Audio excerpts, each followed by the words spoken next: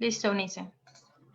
Hola, ¿cómo están a todos los que nos acompañan aquí en esta transmisión en vivo en Facebook Live de Agenda Migrante? Hoy empezamos un conversatorio muy importante. Como ustedes saben, es una alianza pues muy grande con diferentes aliados que tenemos el día de hoy aquí conectados. Hoy estamos transmitiendo en distintas plataformas. Estamos transmitiendo en Estados Unidos, estamos transmitiendo desde la página de Agenda Migrante, pero también a su vez se comparte por Moreno Law, se comparte también en las redes de el Instituto de Salud Global de Harvard.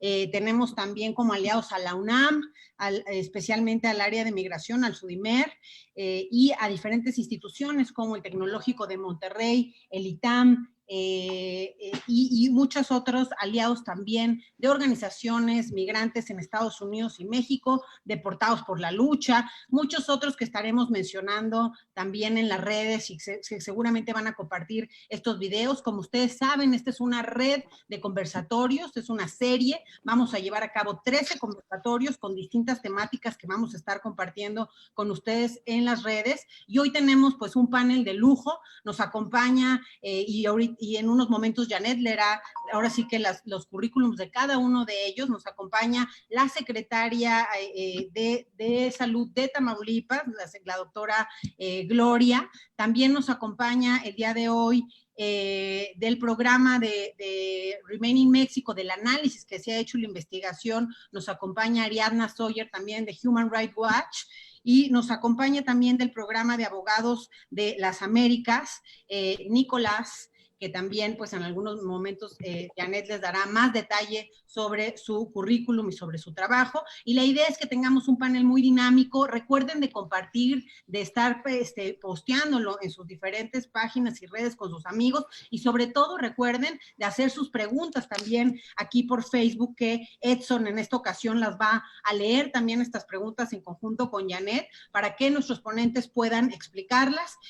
Yo les doy la bienvenida a todos a este conversatorio, y simplemente la dinámica va a ser 5 minutos cada uno de los ponentes que tenemos sobre este tema de la frontera, la salud y el acceso a los migrantes, y de manera particular a aquellos que demandan o piden asilo en Estados Unidos y que hoy están varados en la frontera mexicana. Estos son los migrantes del programa Remaining México o Permanece en México. También la abogada Janet, pues ella ha estado siguiendo el tema muy de cerca y conoce muy bien los datos, y también los va a ir compartiendo en esta moderación a lo largo de esta plática. De verdad agradecemos a todos, a Artemio Arreola de Chicago, que también se ha esforzado mucho, a Juan Matus, a Vivanco, a Cancino, a mucha gente que nos ha realmente ayudado, a la Comisión de Derechos Humanos de la Ciudad de México, y a muchos otros aliados. Si se me olvida alguien, seguramente lo estaremos mencionando, pero de verdad, gracias. Este es un esfuerzo compartido.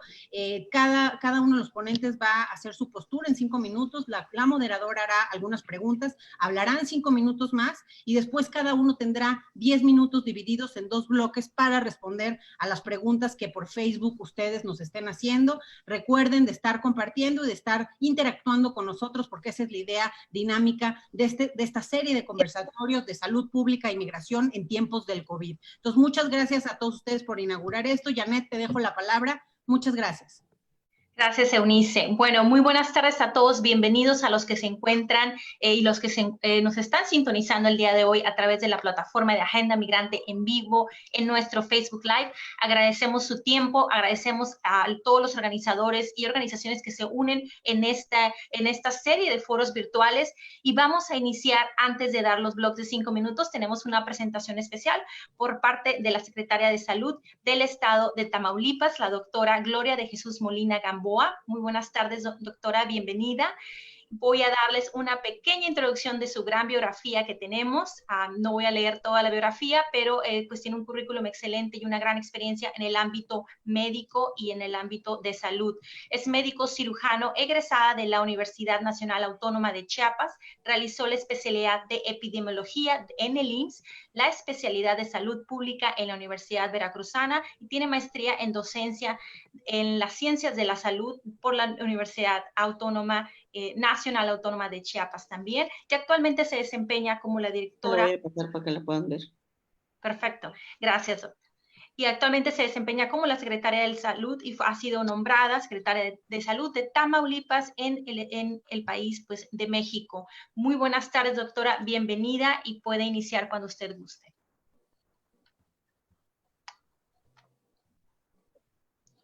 Bueno, vamos a dejar un segundito a que la doctora se conecte con su presentación. Volvemos a repetir el tema del día de hoy, es la política de permanencia en México. Este tema es de gran importancia para todos nosotros. En estos momentos de la pandemia hay sectores que han sufrido un gran perjuicio en materia de derechos humanos y el día de hoy estaremos exponiendo pues todo esto con detalle, doctora. Entonces, cuando usted esté lista, nos puede indicar para iniciar su presentación. Una disculpa, muy buenas tardes a todos, muchas gracias Eunice por la invitación, Janet, muchísimas gracias, una verdadera disculpa, uno pone, Dios dispone y luego pues los tiempos no son nuestros y todo se descompone. Voy a tratar de platicarles rapidísimamente el tema de la situación de Tamaulipas. Como ustedes saben, Tamaulipas tiene una frontera de 10 municipios con el Valle de Texas, y muy rápido les presentaré. Esta es la situación de COVID en la frontera y les explicaré luego brevemente los inconvenientes que hemos tenido con la situación de los migrantes, tanto de los que están esperando asilo como la población migrante normal que viene cruzando a través tanto de México como de Centroamérica, y el problema de los repatriados o de los migrantes indocumentados en Estados Unidos que son devueltos a México, de México y de otros países. Rápidamente, ¿sí ven la pantalla? Sí, está excelente. Ok, gracias. Esta es la casuística que tenemos actualmente en el estado. ¿No se ve?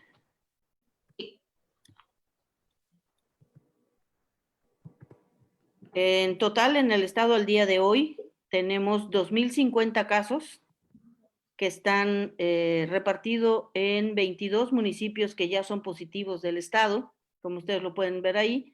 El municipio que encabeza el número de casos es el municipio de Matamoros, con 483 casos, seguido de Tampico, Reynosa, Ciudad Madero, Nuevo Laredo, Victoria, Altamira, Río Bravo, Mante, Padilla, Vallehermoso y Güemes, San Fernando, que pudieran ser los que tienen más de 10 casos. Esta es todo el estado y esta es la condición de la frontera. Ahí están los 10 municipios. De los 10 municipios, solo en 2 municipios no tenemos casos. Tenemos Matamoros, que encabeza la lista con 482, Reynosa con 258, Nuevo Laredo con 231, Río Bravo con 67, Vallehermoso con 15, Gustavo Díaz Ordaz con 6, Camargo con 4, Miguel Alemán con 1, Guerrero y Mier, este es Guerrero y este es Mier, que no tienen hasta ahorita ni un solo caso. Nuestro principal problema de migrantes lo tenemos en Laredo, con 231 casos, en Reynosa con 258 y en Matamoros con 483. Estas son las edades, no me voy a tardar mucho, pero el grueso de las edades pues está en el grupo económicamente activo, de 20 a 59 años, es en donde tenemos la mayor cantidad de casos positivos en la frontera. Esta sería la curva que se presentaría por inicio de síntomas y esta por fecha de diagnóstico confirmado. Como ustedes ven, el día primero, que fue el día de ayer, tuvimos casi 90 casos, 89 casos en solo la frontera. Ha sido nuestro peor día en positividad de casos el día de ayer, 1 de junio, en toda la frontera. Así es como tenemos los casos. Tenemos 284 recuperados, que representa el 27%. Activos tenemos 701 y tenemos 80 defunciones. De las regiones del estado, región norte, que es esta, es la que tiene el mayor número de casos de defunción. Luego le sigue la región sur y finalmente la región centro del estado. Estos son los días en los que han ocurrido estos 80 fallecimientos. y como podrán ver ustedes, pues tenemos ahí que el día 30 de mayo fue el peor día para las defunciones, con 8 defunciones en un solo día. Habíamos tenido 4 como máximo, pero el día 30 de mayo tuvimos 8 defunciones. Estas son las edades en las que están ocurriendo las defunciones. El mayor grupo de edad es de 50 a 59, en donde también hay un componente importante de las comorbilidades que, bueno, aquí en el estado decimos que no todos los pacientes que se infectan con COVID que tienen comorbilidades fallecen, pero todos los que fallecen tienen al menos una comorbilidad. Este es el municipio en donde han fallecido y el hospital en donde han fallecido, y bueno, ahí se van a poder dar cuenta que entre el Seguro Social, el IMSS y el ISSSTE tenemos el mayor número de fallecimientos, y el mayor número pues se ha dado en la ciudad de Matamoros, seguido de Nuevo Laredo con 20, Reynosa con 14, Río Bravo con 4, que son los municipios que presentan mortalidad en estos 10 municipios de la frontera.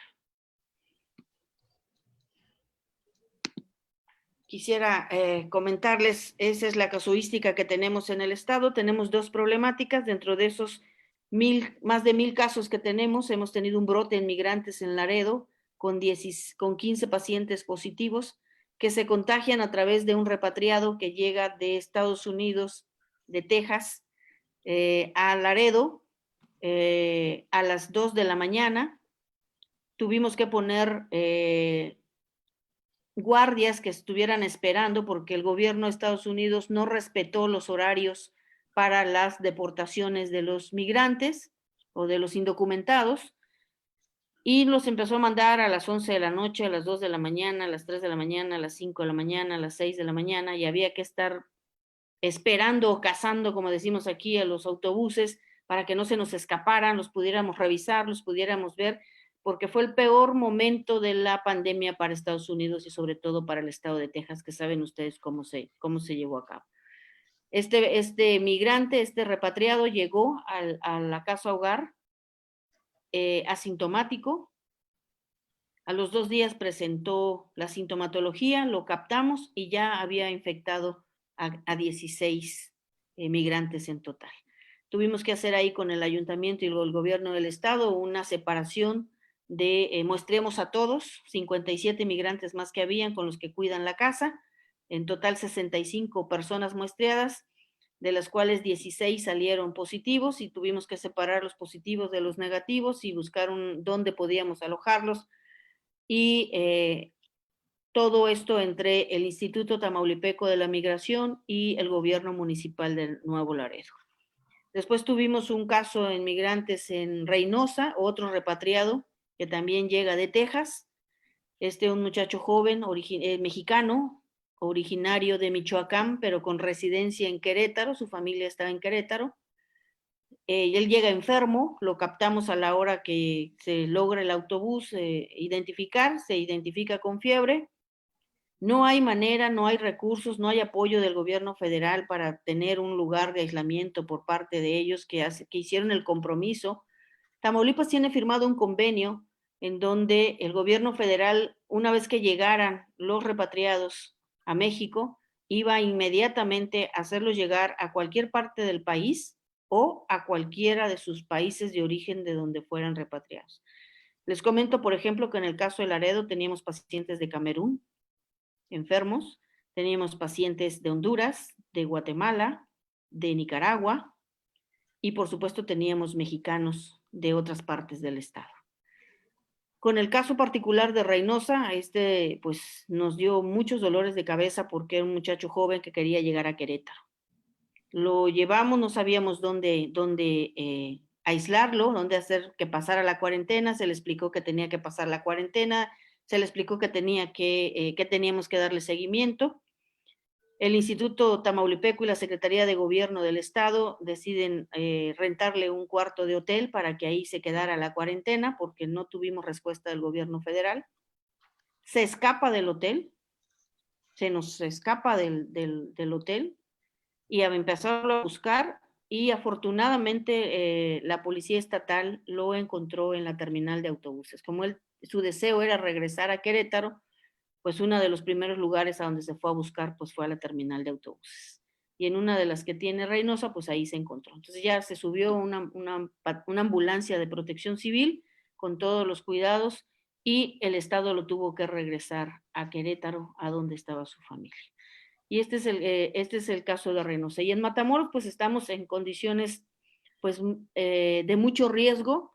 Tenemos aproximadamente 1,500 migrantes, mujeres, hombres, niños, un buen número de niños que están en la calle, que están en casas de campaña, y que ahí es solo cuestión de suerte para que prenda ahí un brote con el paso que hay, porque no pueden pasar los mexicanos con visa de turista 1 y 2, pero los que tienen residencia o que son ciudadanos americanos pasan, van y vienen como quieren, como si estuvieran en su casa.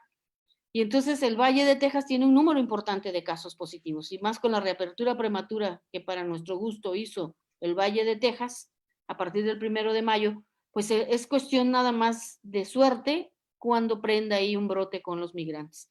Hemos tenido 2 apoyos que vale la pena mencionarlos a través de Médicos Sin Fronteras, en donde con ellos se hizo un espacio para poder tener aislamiento con 40 espacios entre Médicos Sin Fronteras y el gobierno del estado.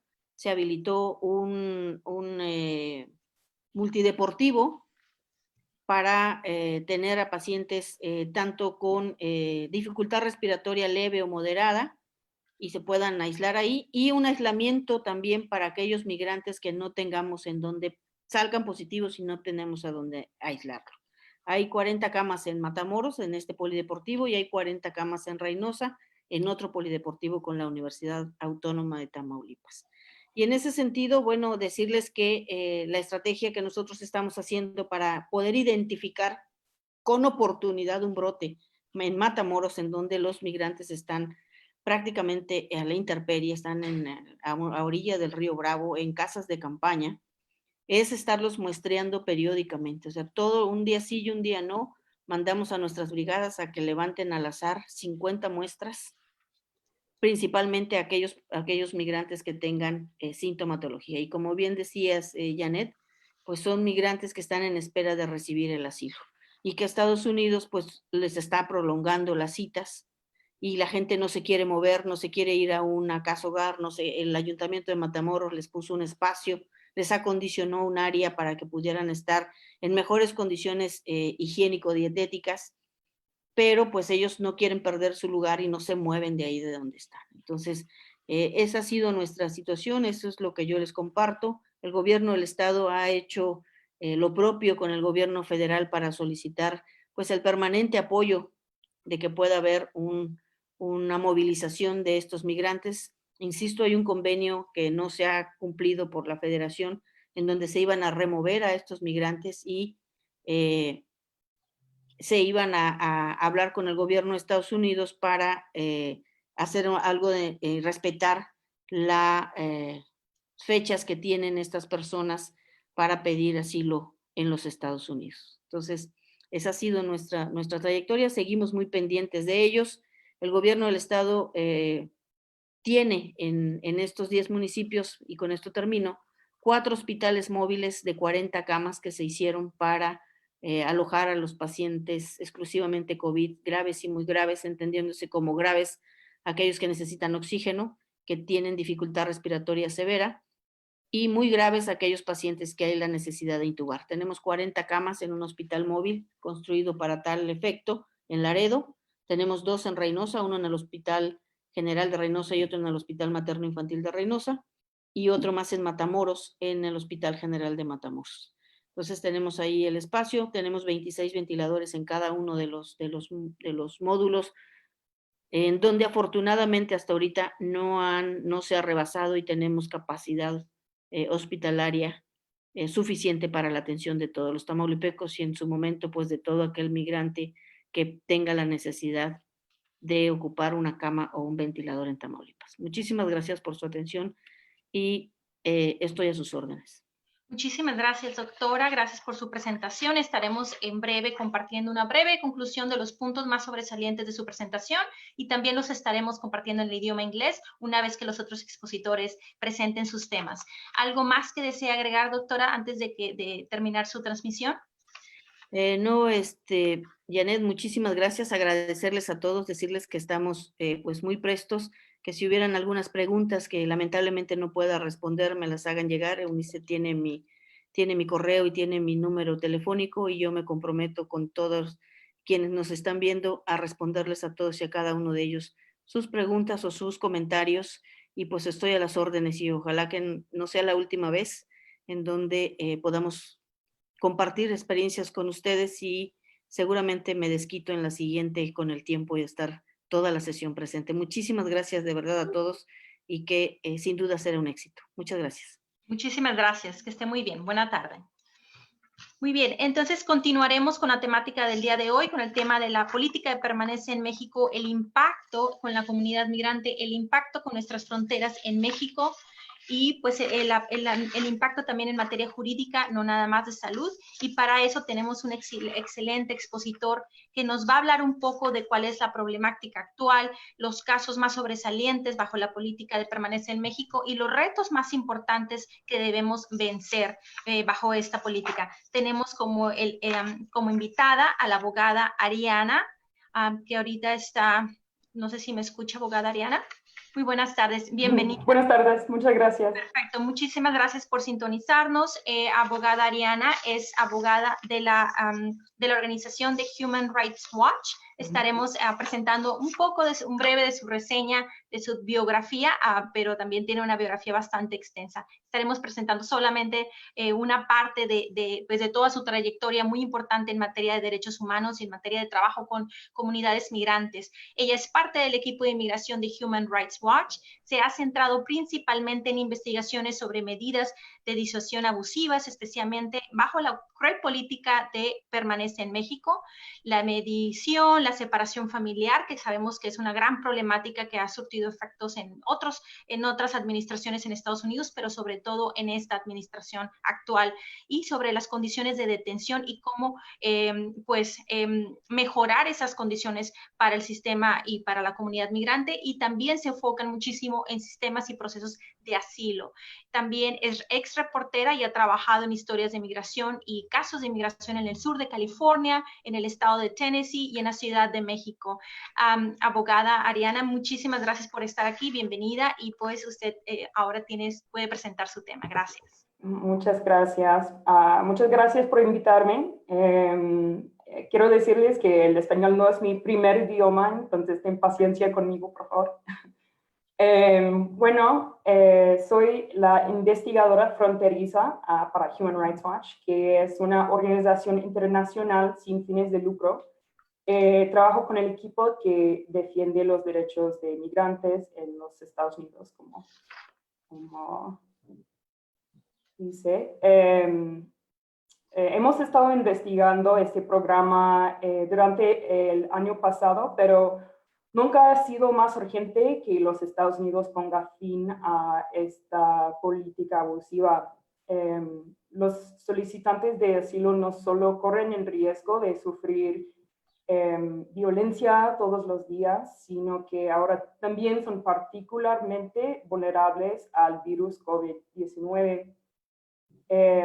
Según el programa MPP, los solicitantes de asilo no mexicanos en los Estados Unidos son enviados de regreso a ciudades de México mientras esperan una audiencia de asilo en los tribunales de inmigración en los Estados Unidos, donde a menudo deben comparecer en audiencias grupales masivas.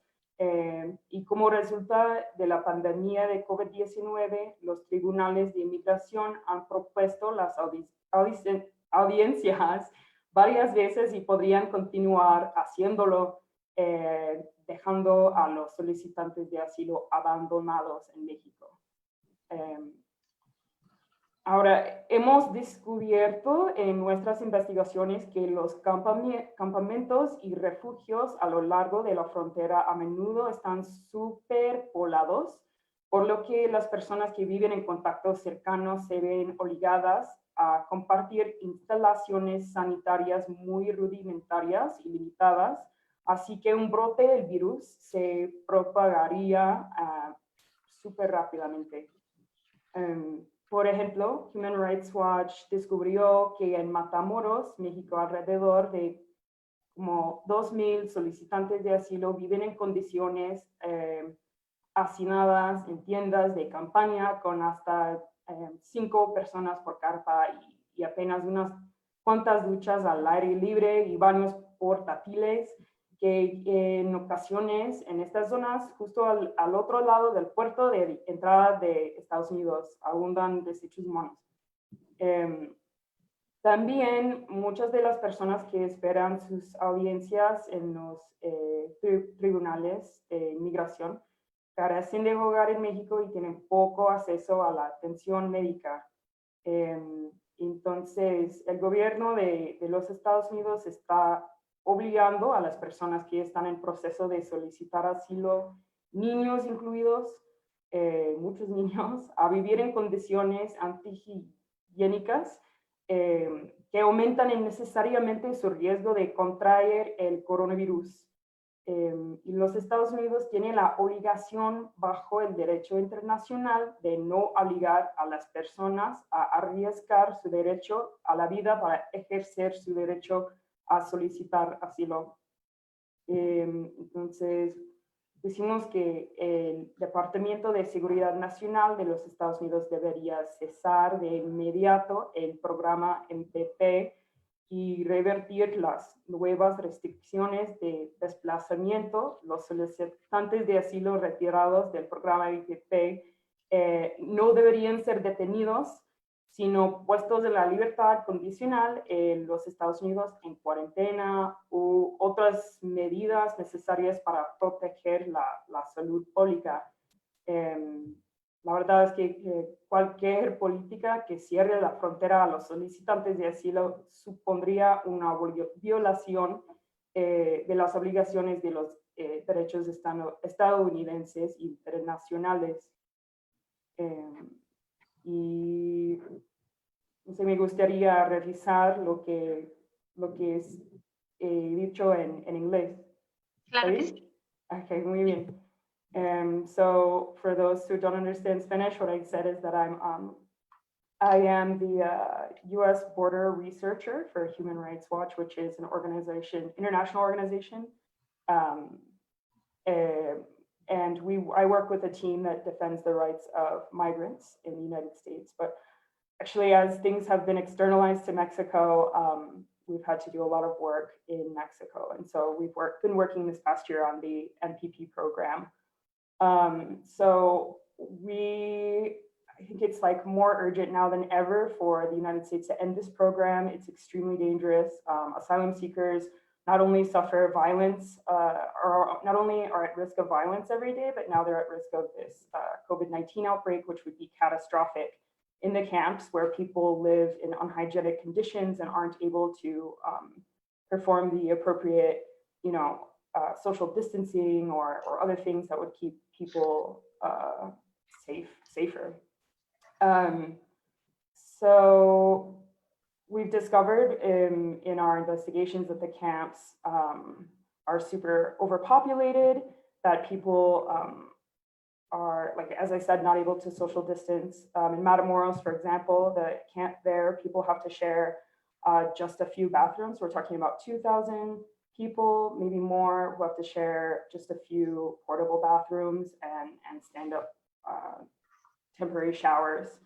One time when I was there, the bathrooms were overflowing with human waste. So I think it can get pretty bad. So the other thing is that people waiting for their immigration court hearings under the COVID-19 virus, all of those hearings have been postponed. And so people are essentially stranded in Mexico. We have no idea how many more times they're going to postpone hearings realistically. We already have a CDC order that's been extended indefinitely. So making, things pretty complicated at the border. So we recommend that the Department of Homeland Security immediately ends the MPP program and allows people to begins paroling asylum seekers into the United States where they can shelter in place with family and friends, or be quarantined in appropriate conditions.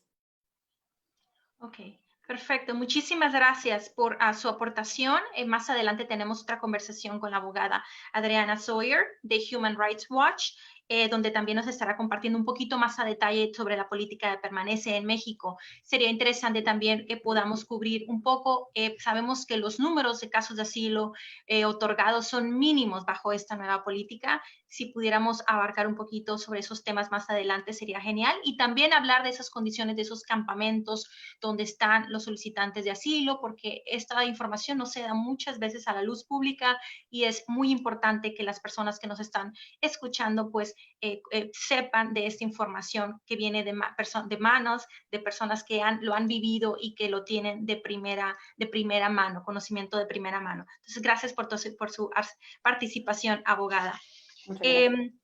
También tenemos el día de hoy la participación de otro abogado con una gran trayectoria en el ámbito migratorio aquí en Estados Unidos y también con su relación con México. Voy a leer en parte su biografía, aunque también tiene un historial bastante extenso. Su nombre es Nicolás Palazzo. Muy buenas tardes, bienvenido, abogado. Y él es miembro de Américas, del grupo legal de las Américas. Trabaja con personas en detención y con migrantes no detenidos. Tiene una licenciatura en Ciencias Políticas por la Universidad de Stanford y tiene un JD, lo que será su carrera de leyes de la Facultad de Derecho de Harvard. Antes de unirse a la Organización de las Américas, Nicolás trabajó como abogado inquilino en procedimientos de defensa de desalojo en la ciudad de Nueva York, con todo eso de las evicciones y problemas de inquilinos tan recurrentes ahorita ante la actual pandemia aquí en los Estados Unidos. Nicolás, bienvenido, muchas gracias por tu participación y pues puedes iniciar tu presentación cuando gustes.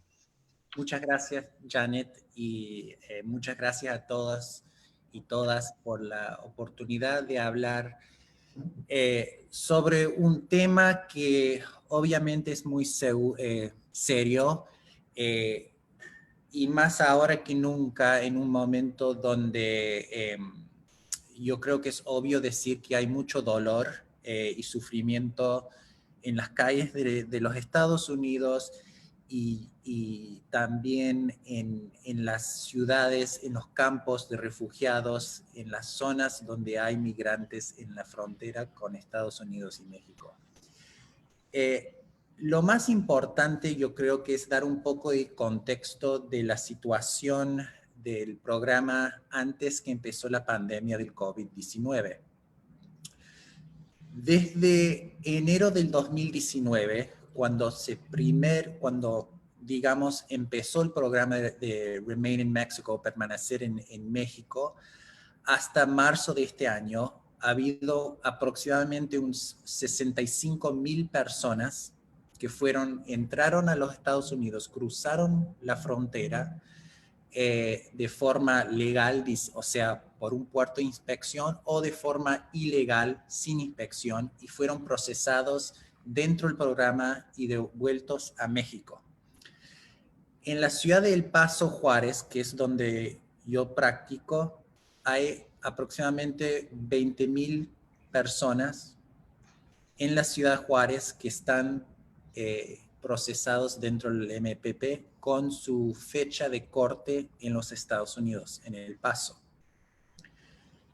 Antes que empezó la pandemia, siempre hubo un problema y una crisis de salud pública con respecto a la situación de los inmigrantes en permanecer en México.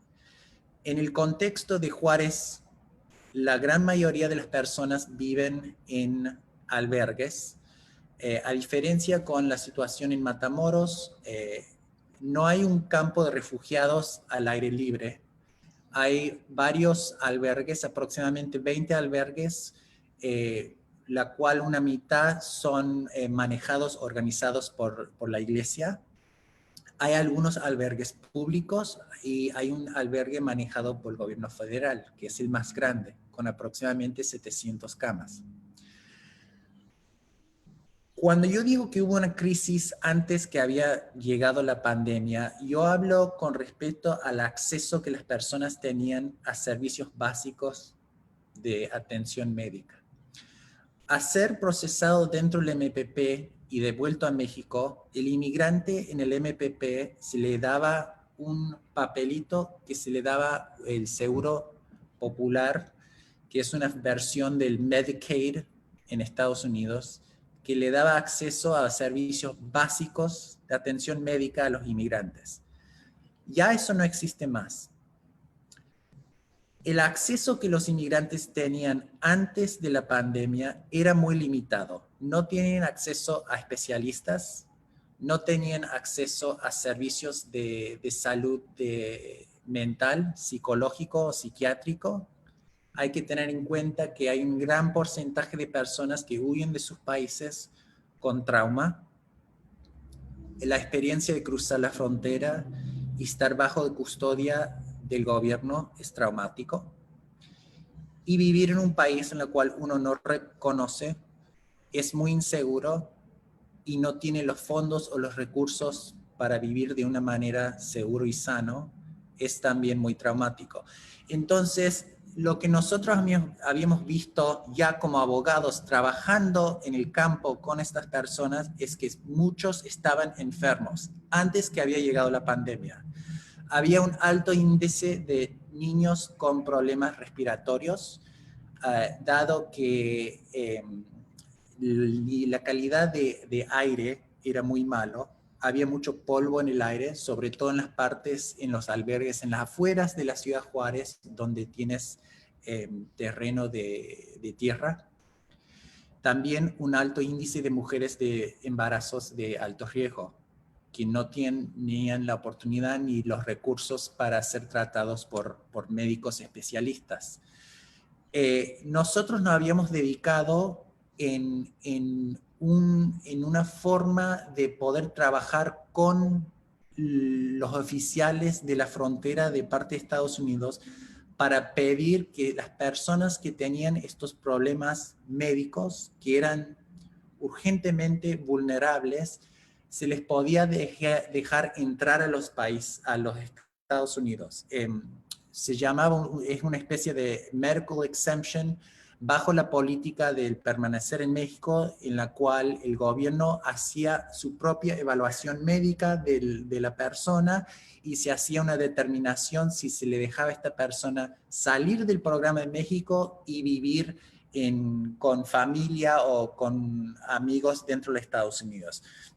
La razón por la cual existía eso había un entendimiento básico de parte de los Estados Unidos que la frontera en México y las condiciones en las cuales estas personas vivían no era un ambiente y un clima favorable para que estas personas puedan ser tratados médicamente.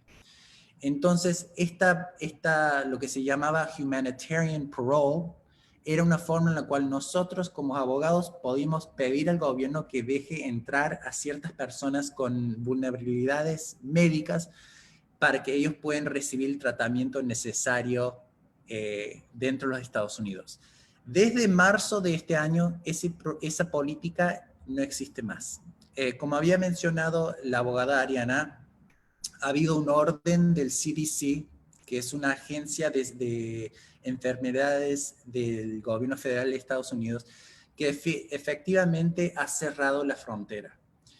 Ya las personas que entran y cruzan la frontera dentro de los Estados Unidos son devueltos a México sin ningún sentido de due process. Ellos no se les da la oportunidad de aplicar para asilo.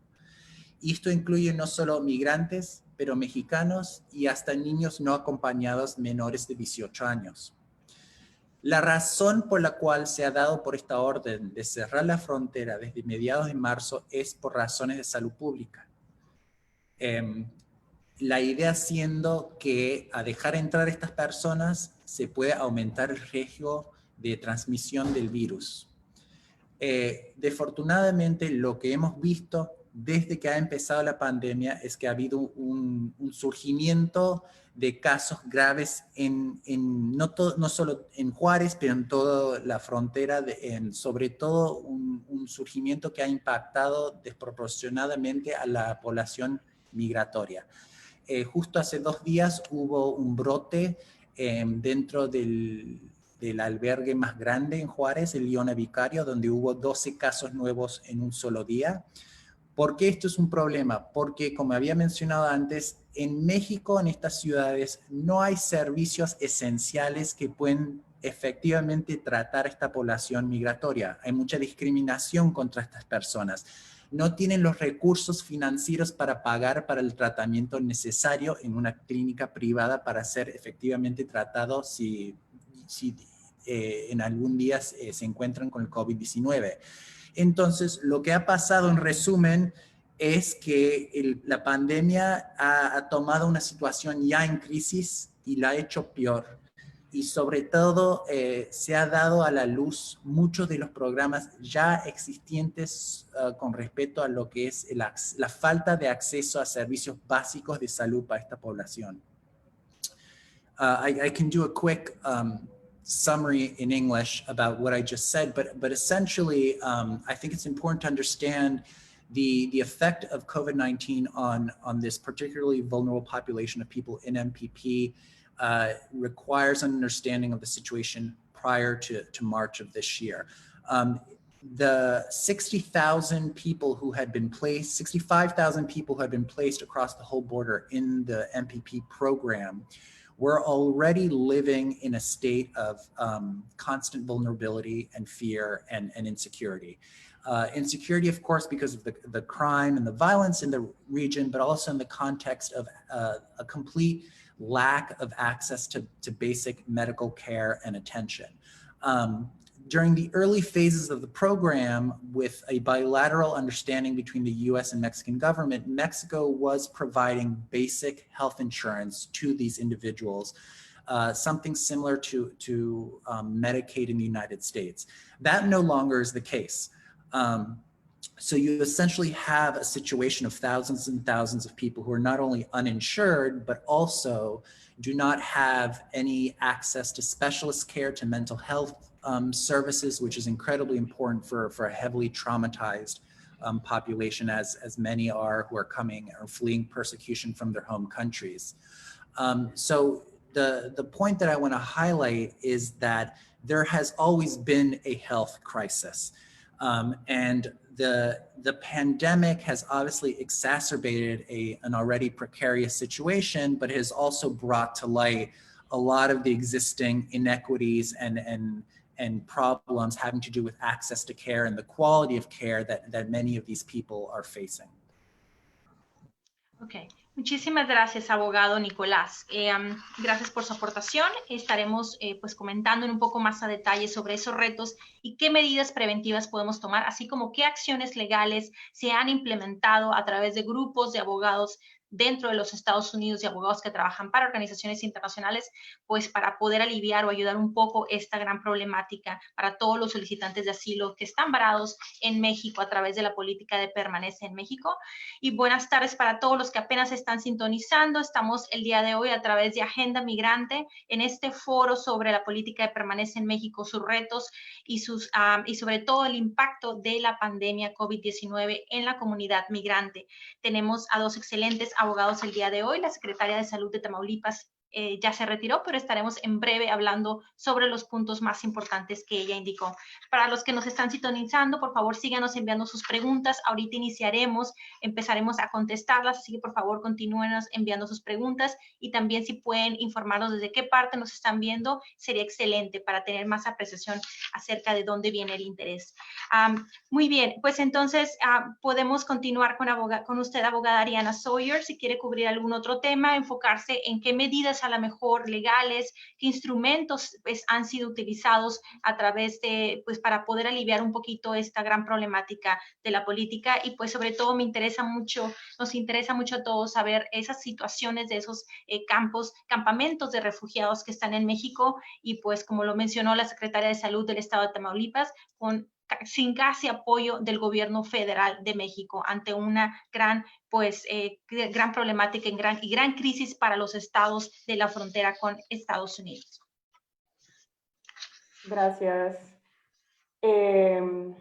Bueno, me gustaría agregar que a partir de información defectuosa, bueno, sobre este orden del CDC, a partir de información defectuosa proporcionada por el Departamento de Seguridad Nacional de los Estados Unidos, el director del Centro de Control y Prevención de Enfermedades, Robert Redfield, afirmó erróneamente que era necesaria la prohibición de asilo y que se negara la entrada a los inmigrantes porque los agentes fronterizos, la Oficina de Aduanas y Protección Fronteriza de los Estados Unidos, no podían valorar y liberar razonablemente a las personas en los ya de por sí abarrotados puntos de entrada o en las estaciones de control fronterizo. Redfield alegó que muchos de los extranjeros cubiertos por esta orden pueden carecer de hogares u otros lugares en los Estados Unidos donde poder aislarse y que los CDC carecen de los recursos y el personal necesarios para monitorear eficazmente un número tan grande de personas, pero la verdad es que ya sabemos que la mayoría de los solicitantes de asilo tienen familiares o amigos cercanos en los Estados Unidos. De hecho, más que 90% tienen familiares o amigos. También, debido a esta orden de los CDC, los solicitantes de asilo en el MPP ya no reciben entrevistas de miedo creíbles todo el tiempo o cuando piden. Estas entrevistas existen para asegurarse de que los solicitantes de asilo no vuelvan a ser perjudicados en un lugar, y son muy importantes para proteger a las personas. Y bueno, sí, me gustaría compartir algunos detalles más sobre nuestras recomendaciones. Lo que recomendamos es el siguiente, que el Departamento de Seguridad Nacional debería garantizar que los solicitantes de asilo actualmente sujetos al programa MPP sean rápidamente puestos en libertad condicional en los Estados Unidos, en un lugar donde primero puedan ser sometidos a exámenes de salud pública y a una cuarentena adecuada según lo justifiquen las normas de salud pública. Y luego debería permitírseles una reunificación segura con los miembros de su familia y acceso a las redes de apoyo existentes, siguiendo las pautas gubernamentales de refugio en el lugar. Incluso en situaciones de emergencia, los gobiernos siguen estando obligados a proteger a los refugiados del retorno a una amenaza de persecución, exposición a condiciones inhumanas y degradantes o amenazas contra la vida y la seguridad física. Los trabajadores sanitarios han dicho que un brote de COVID-19 en campamentos y refugios es inevitable, lo que significa que los solicitantes de asilo enfrentan un riesgo real de contraer una enfermedad potencialmente letal. Las medidas de cuarentena racionales basadas en la evidencia para proteger la salud pública no están en conflicto con el derecho de solicitar asilo. What I said in English is that I wanted to add that the CDC order was based on this false assumption that these asylum seekers don't have somewhere to stay when they get to the United States, or somewhere to shelter in place or to remain in quarantine, when in fact there's already, there are, I think, Actually, data from the Mexican government first indicated early on in the MPP program that more than 80% of asylum seekers had family members in the United States. And a later study, which has been published for some time now, found that more than 90% of people have family members or close friends in the United States with whom they could shelter in place. And also because of the CDC order, people who are in the MPP program who used to be able to request fear interviews, so like screenings, are no longer consistently able to do that. CBP is now allowed to deny people those interviews or provide them access to an asylum official or asylum officer on a case-by-case basis. And just that even in situations of emergency, the governments are obligated to protect asylum seekers from being returned to persecution or even the potential of persecution, even during COVID-19. And that's making public health policies at the border are not inconsistent, don't need to be inconsistent with protecting the right to seek asylum. Muy bien, muchas gracias, abogada Ariana Sawyer. Bueno, Nicolás Palazzo, ¿algo que gustes agregar en relación al tema? Sí, por supuesto. Yo creo que nuestro miedo es que el orden del CDC y la realidad esta de que ahora la frontera está completamente cerrada para las personas pidiendo asilo. Nuestro miedo es que esto va a ser y continuar de estar implementado mucho más después de que el riesgo de la pandemia termine. La realidad es que la pandemia se está utilizando como un pretexto de poder cerrar la frontera y una especie de una arma. En realidad es una arma de violencia en contra de migrantes y personas que están pidiendo asilo, que es un derecho reconocido bajo la ley internacional. Entonces, eso es nuestro miedo, que lo que yo me imagino va a ocurrir es que hasta que haya una nueva administración en Washington, D.C., esta orden va a seguir en efecto. ¿Cómo es en práctica, cómo se ve de eso para nuestros clientes que están en México? Significa que cualquier oportunidad que ellos tienen para que ellos puedan entrar a los Estados Unidos ya no existe más. Y eso puede ser, como había mencionado la abogada Ariana, la posibilidad de comprobar que uno tiene un miedo creíble de tortura o persecución. En México, normalmente se le daba una entrevista para determinar si ese miedo es creíble y si uno tiene la suerte de comprobar eso en la entrevista, se lo dejaba entrar a los Estados Unidos. Si una familia se lo dejaba suelto en los Estados Unidos, si era un adulto solos, más que nada terminaba dentro de un centro de detención. Esa oportunidad ya no existe más. Y lo otro, como había comentado antes, la oportunidad de pedir una exención al programa del MPP en base de la situación médica de una persona vulnerable todavía aún no existe más.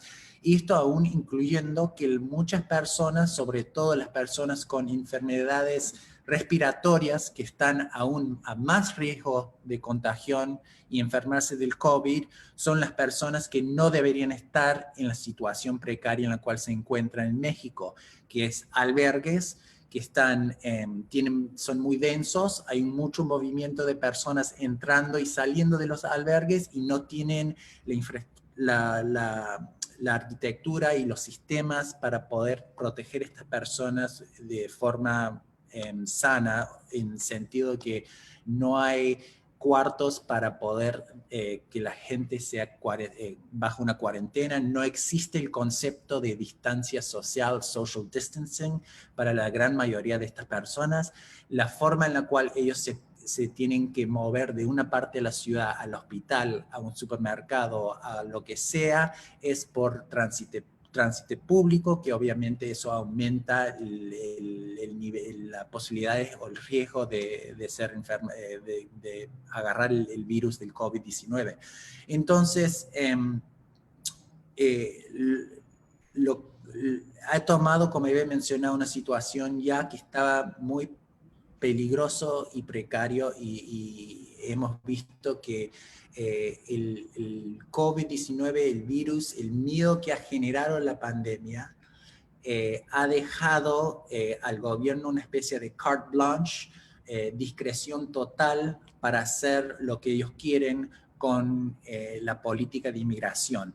Y yo creo que el tema que había tocado la Ariana, que creo que hay este discurso falso de que tener una frontera cerrada y la protección de la salud pública de las personas en Estados Unidos no son dos cosas que están en opuesto.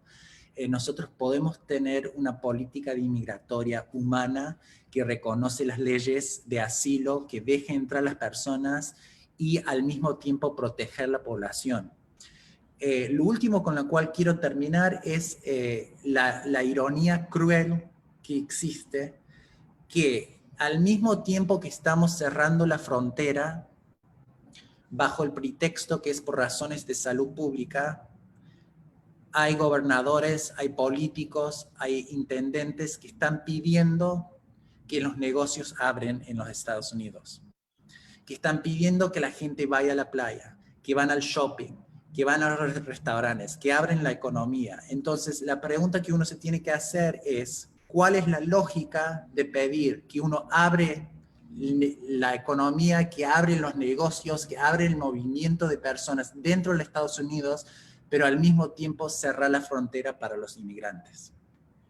So, to quickly summarize, the point that I wanted to say was that our concern, and I believe it is a genuine and a realistic fear, is that the CDC order will be in effect until we either have a new president or, God willing, something happens. But this CDC order effectively closing off the entire border will be in place well after the actual threat of the pandemic is no longer present.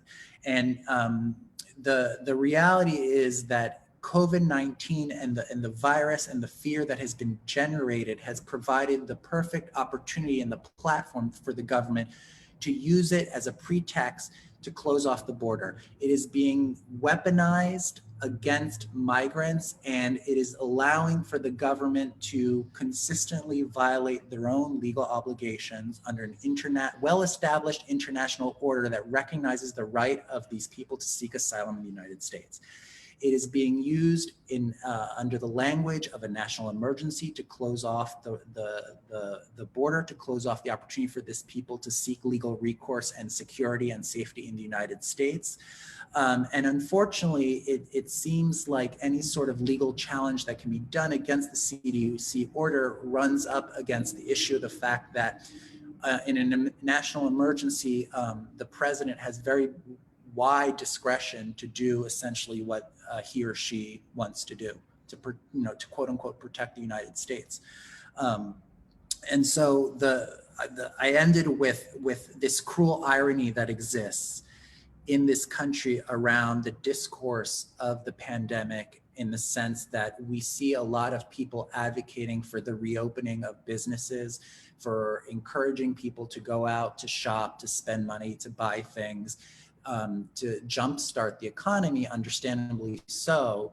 But you have to ask yourself, why is it that on one end, we are asking that movement of people and gatherings increase within the country, but at the same time, we're asking that we close off the border and close off any transnational movement into the country, particularly of migrant populations who have so much to offer in terms of labor and a workforce to the U.S. economy.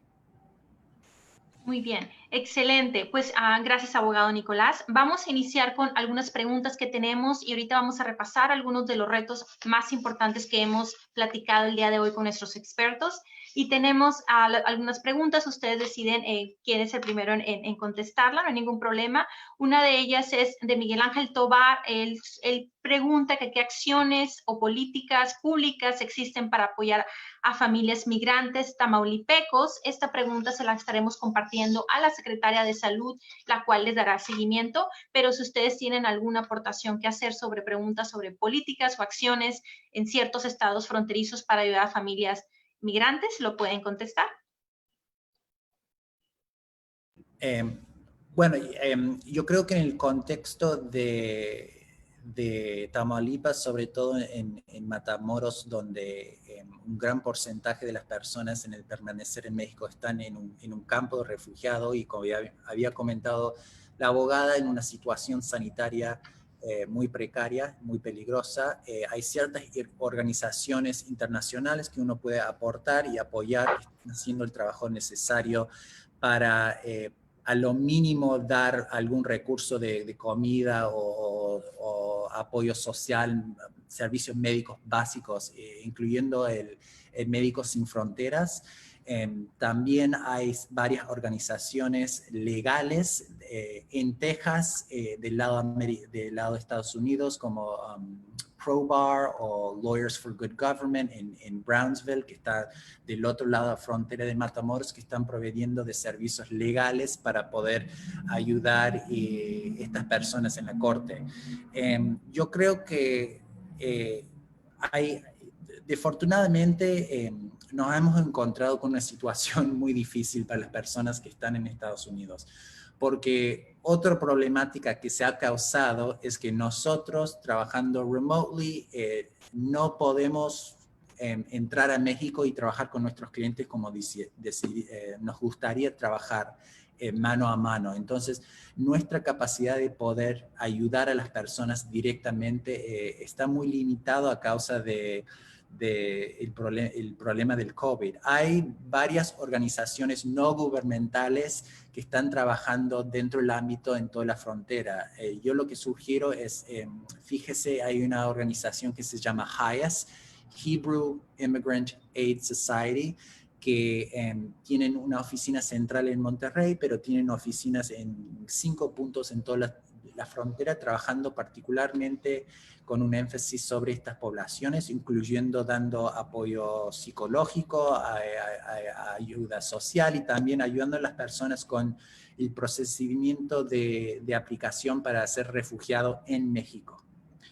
HIAS existe también, hay mucho trabajo de parte de UNHCR, que es la agencia de las Naciones Unidas, que está haciendo mucho trabajo bajo el campo de desarrollo social, y también la Organización Internacional de Migración, IOM, que también está trabajando, desarrollando muchos campos y lo que se llama filtro hotels, que son hoteles en los cuales las personas tienen la posibilidad de estar bajo cuarentena, estar seguro y les da un cierto, les resuelve a corto plazo el problema de la inestabilidad de su vivienda. Entonces, del campo, con respecto a la cuestión de cómo apoyar, yo creo que lo mejor sería, fíjese bien cómo esas organizaciones no gubernamentales sin fines de lucro están trabajando en ese campo de asistencia humanitaria. Muy bien, excelente. Tenemos otra pregunta de Lisette Sain que dice, en cuestiones de sanidad, ¿existe alguna ley que cubra o asegure a los migrantes en condiciones de petición de asilo o refugio? Y su segunda pregunta es, ¿cuáles son los beneficios con los que cuentan antes de otorgarles el estatuto? Me imagino que se refiere a qué beneficios puede obtener o tener acceso un aplicante de asilo mientras su solicitud de asilo está pendiente dentro de los Estados Unidos. Abogada Ariana, si gusta dar su aportación.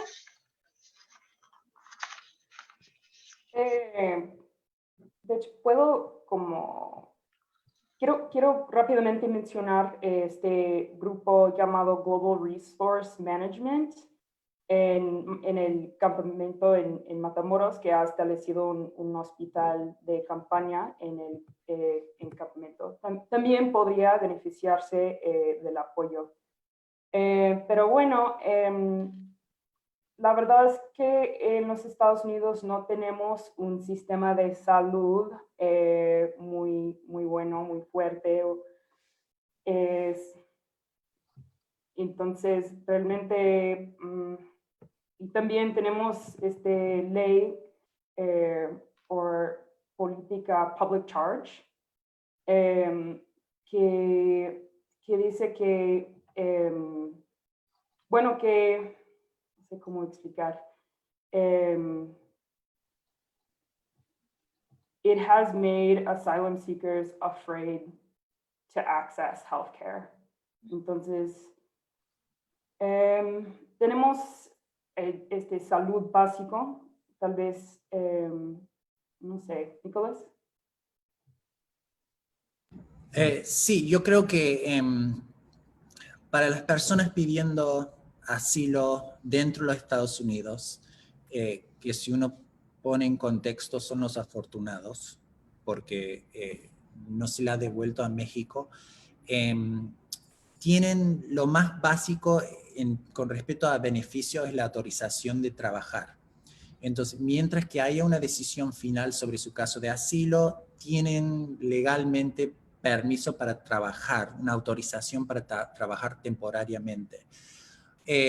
Con respecto a beneficios sociales y seguro de salud, eso varía mucho de un estado al otro. Si uno ve una ciudad como Nueva York o una ciudad en California, hay ciertos programas de seguro básico de salud, seguro popular, en la cual las personas no documentadas o las personas que están activamente pidiendo asilo pueden acceder.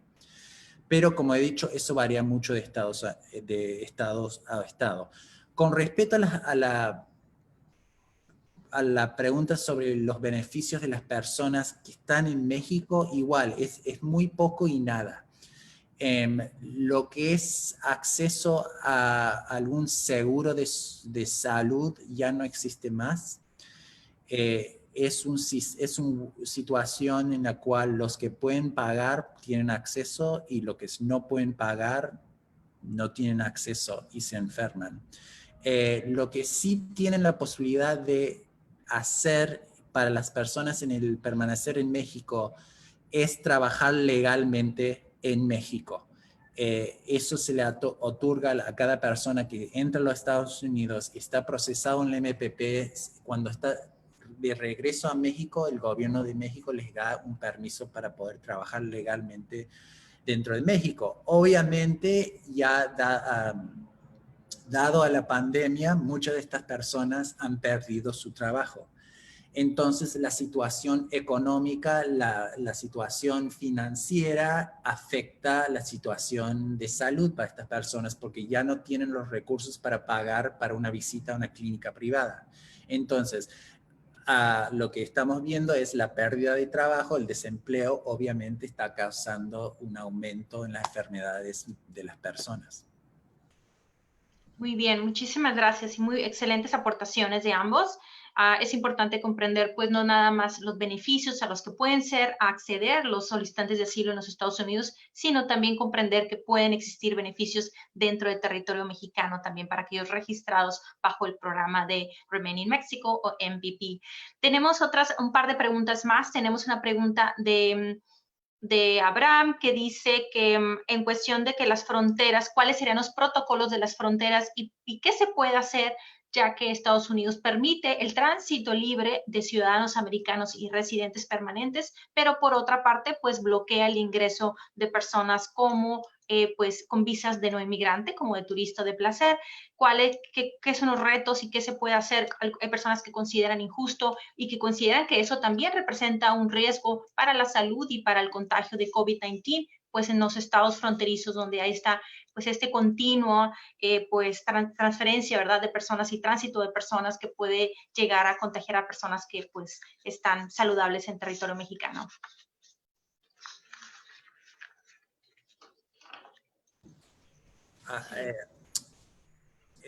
a ver si entiendo bien la pregunta, es ¿qué es lo que se puede hacer con respecto a la exclusión bajo el orden del CDC con respecto a la entrada de personas que no son residentes o ciudadanos? Bueno, en los segundos protocolos del gobierno de Estados Unidos en cuestión del cierre de fronteras y de quién puede entrar y salir del territorio americano, ellos tienen pues como libre tránsito todavía que los ciudadanos americanos se desplacen en la frontera y los residentes, excluyendo algunos. Pero la pregunta aquí que nos pregunta Abraham es como qué acciones hay y cómo se pueden influenciar estos protocolos para proteger a las personas que residen en territorio mexicano y que pues no han estado expuestas a COVID-19. La respuesta mía realística es votar. Hay que tener en cuenta que las decisiones migratorias son decisiones tomadas por el gobierno federal. Entonces, hay muy poco que uno puede hacer yendo al alcalde de su ciudad o yendo a un congresista, por más que sea una persona, un legislador federal, hay muy poco que se puede hacer. Son decisiones también que en el ámbito de inmigración, y esto se aplica a la separación de niños de sus madres y padres, se aplica al permanecer en México, se aplica a casi todas las políticas que hemos visto dañosas a la población inmigrante en Estados Unidos, son políticas que se toman por acción ejecutiva. Es decir, que todo lo que requiere es que el presidente firma una declaración y eso cambia la política de la forma en la cual que afecta a miles y miles de personas que vienen a migrar a los Estados Unidos. No son leyes en las cuales el Congreso debate y se vota en una ley, son decisiones que se toman por acción ejecutiva. Y sabiendo eso y entendiendo eso, desafortunadamente es muy poco lo que uno puede hacer dentro de su capacidad como ciudadano, además de votar y también aportar a varias organizaciones como la mía, por supuesto, las Américas en El Paso, pero varias organizaciones en la frontera y organizaciones nacionales como Human Rights Watch, Human Rights First también, the ACLU, son organizaciones que están trabajando en el ámbito no gubernamental, sino en el ámbito del sector no gubernamental, sin fines de lucro, con respecto a todo lo que es apoyo a los inmigrantes, también acciones legales y juicios contra el gobierno federal con respecto a la ilegalidad de estas propuestas de política pública en la frontera. Entonces, la respuesta corta es votar y también dar más conocimiento público a través de social media, a través de periódicos, a través de fuentes de media para dar más atención a la problemática que existe en la frontera.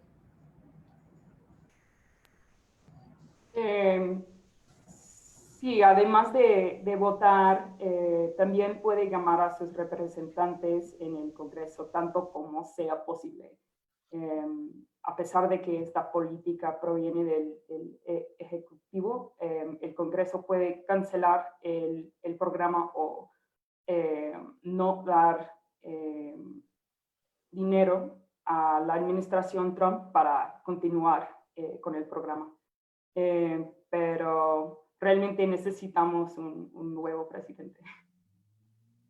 Sí. Muy bien, muchísimas gracias. Y tenemos una última pregunta muy relacionada con lo que acabamos de mencionar y también muy prudente para las cuestiones de qué se puede hacer con organizaciones que apoyan a migrantes, cómo los podemos ayudar. La pregunta es de Juan de Dios y dice él que el área de salud, el sector de salud está colapsado en Tijuana y llegan más migrantes deportados con COVID-19. Su pregunta es, ¿qué podemos hacer las organizaciones en Estados Unidos para apoyarlos? ¿Y qué podemos hacer como en cuestión de recaudación de fondos? Y pues aquí le pudiéramos agregar a la pregunta, ¿cómo se puede apoyar a sus organizaciones que ustedes representan? Porque a pesar de que algunas no sean a lo mejor de trabajo directo con la comunidad, absolutamente el trabajo que hacen es pues de apoyo pro migrante y pues cómo los podemos apoyar y pues sobresaltar su trabajo para que más personas y organizaciones se unan.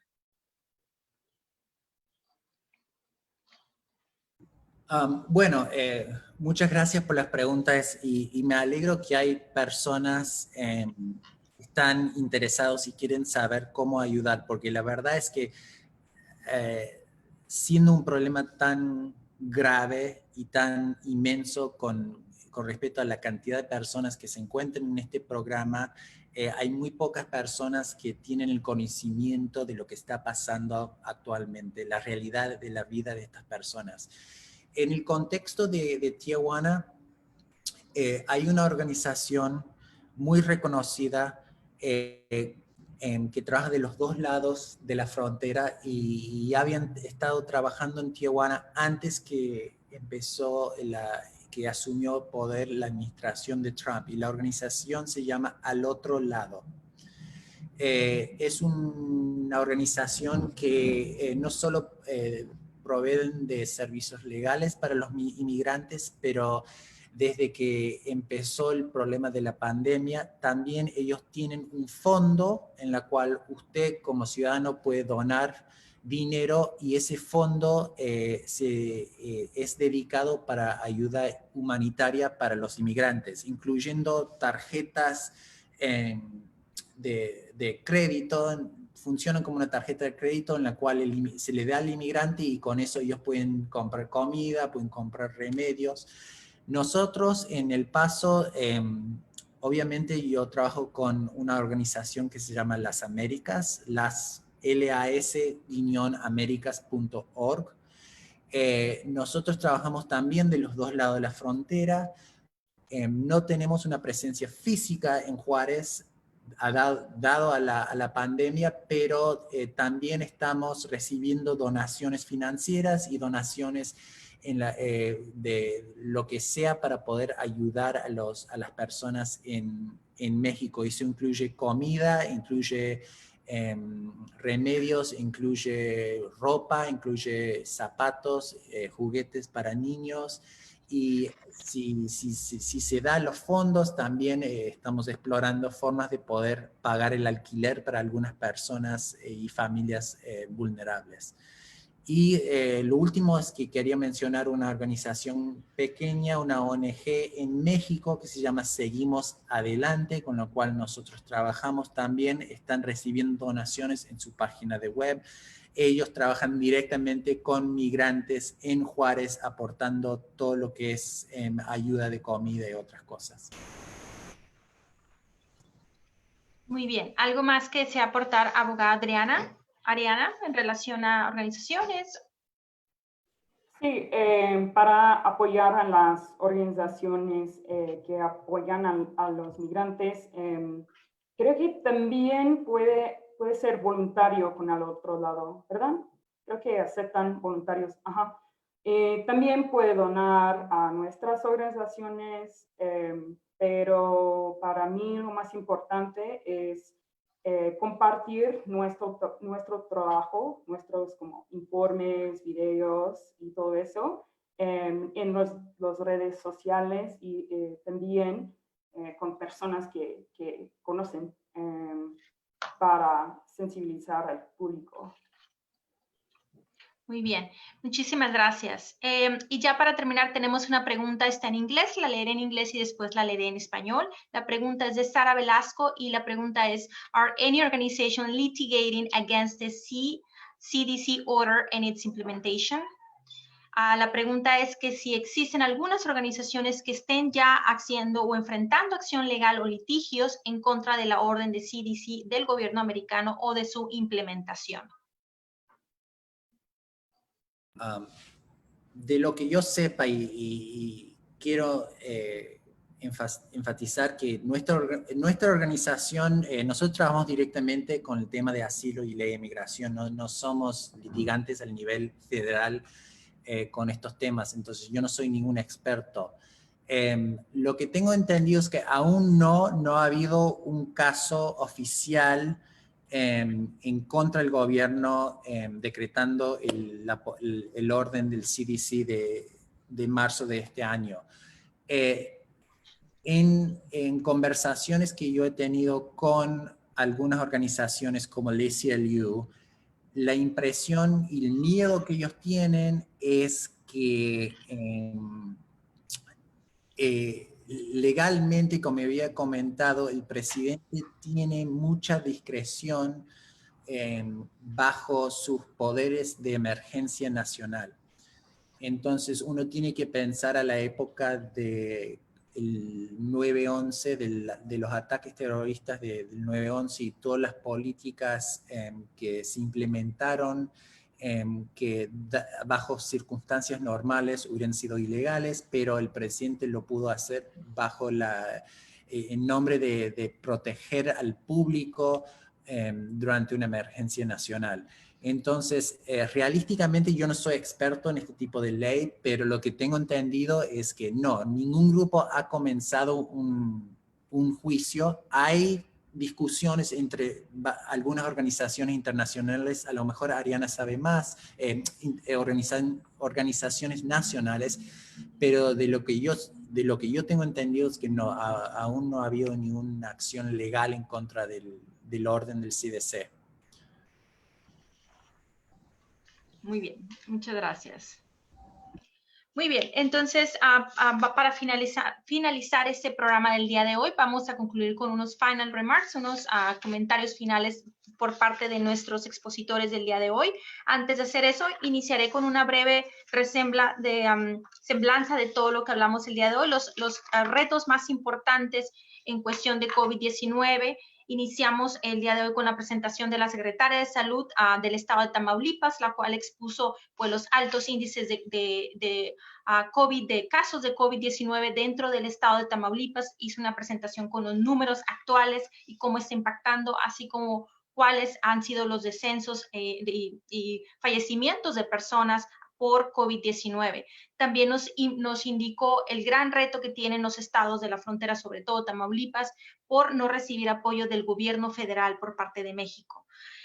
Algunos otros retos son que los que comentan nuestros expositores también son pues el lamentable falta de acceso a servicios de salud por parte de la comunidad migrante y por parte de todos aquellos que esperan sus procesos de asilo en México bajo la política de permanecer en México, falta de acceso de salud, servicios de salud, falta de condiciones adecuadas en sus campamentos o en los lugares donde están residiendo todos estos refugiados. Hablamos de cifras importantes de casi 20,000 solicitantes de asilo que están varados prácticamente en Juárez bajo esta política, sin contar todos los que se encuentran distribuidos en otras áreas del territorio de la frontera.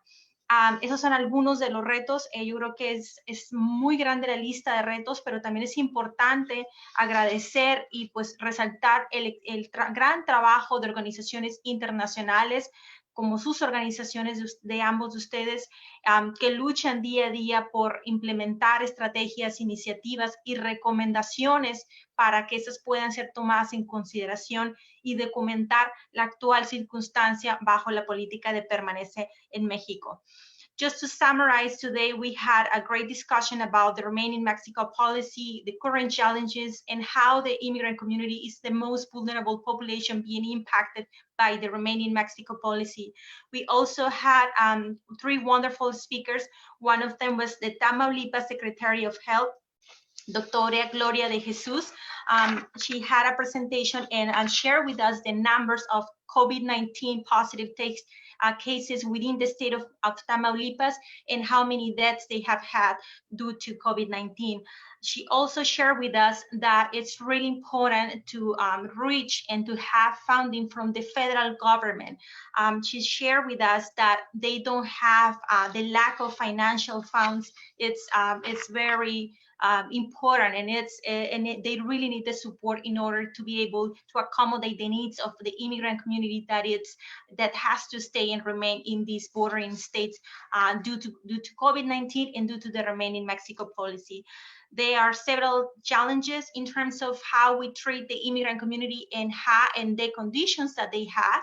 They have been reports of the harsh conditions that are in these refugee camps along the states with Mexico and the U.S. So it's important for us to analyze, to share the information, and to let everyone know that this is happening. And we also have important numbers shared by our two attorneys, one of them from Human Rights Watch and another one from Las Alianzas Immigrant Advocacy Center, and both share their expertise with us today about the impact, the challenges, and how these numbers, almost 20,000 asylum applicants, are residing in Juarez right now, waiting for their immigration proceedings to take place within the U.S. We need to remember that the Remain in Mexico policy, it's a policy that it's new. It has a little bit more than a year and a half that from its implementation, and it's impacting asylum seekers that are coming to trying to come into the U.S., applying for asylum, but before they will be admitted and processed in the U.S., now they have to be separated from their families in many cases, and they are sending them back to Mexico to wait there until they have a court hearing. Due to COVID-19, we have several challenges. We have court hearings, master hearings, and individual hearings for non-detained cases being postponed. So this is a very it's a circumstance that is impacting them, and because they have to stay in Mexico and they're being exposed to a pandemic that is causing such a harsh impact in every single asylum seeker. So I would like to thank you and give you a few minutes just to give you your final remarks before we finalize our webinar of today.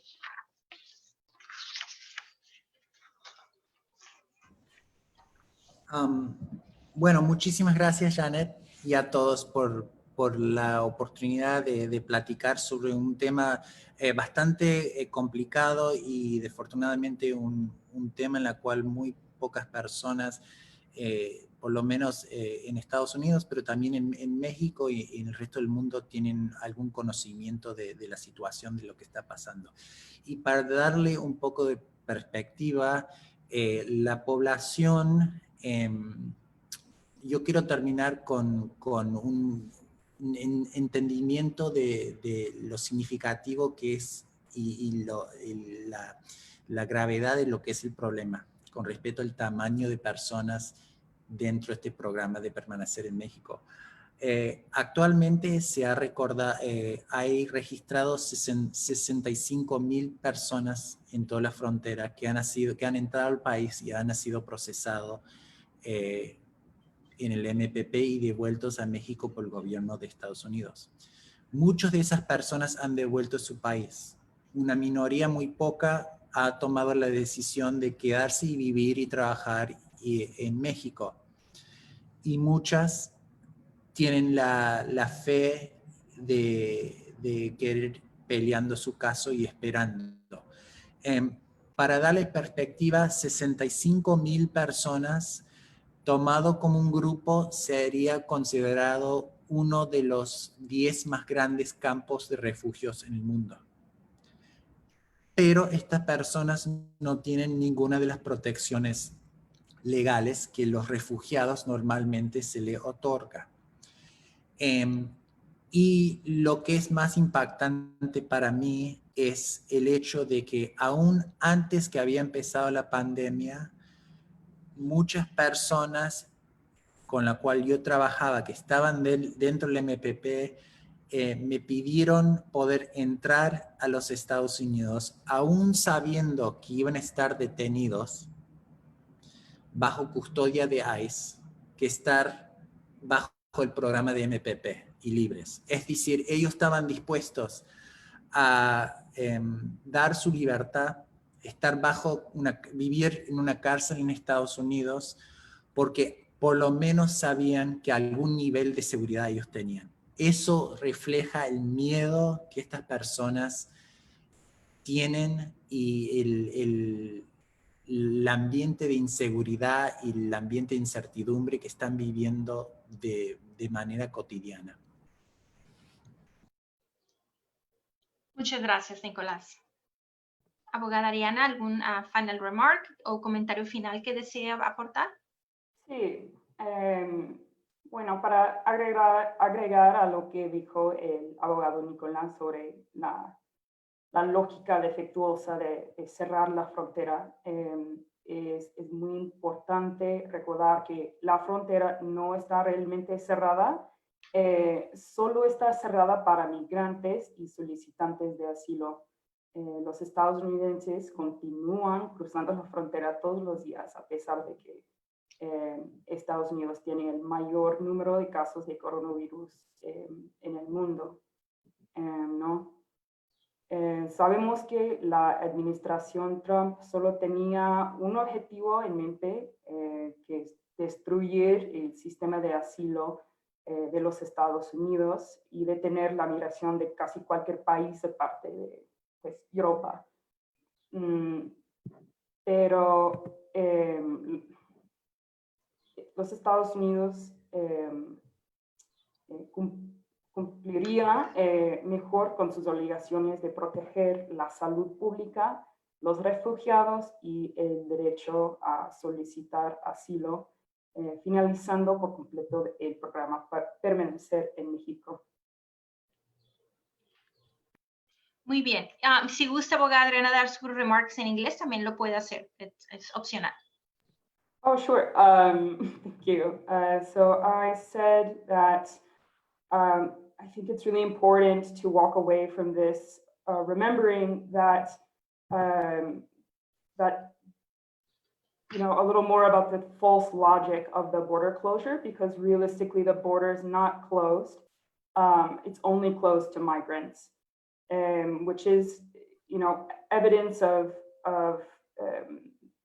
the fact that the Trump administration only has one objective in mind, which is to destroy, eviscerate the asylum system in the United States and to stop migration essentially from any country but Europe.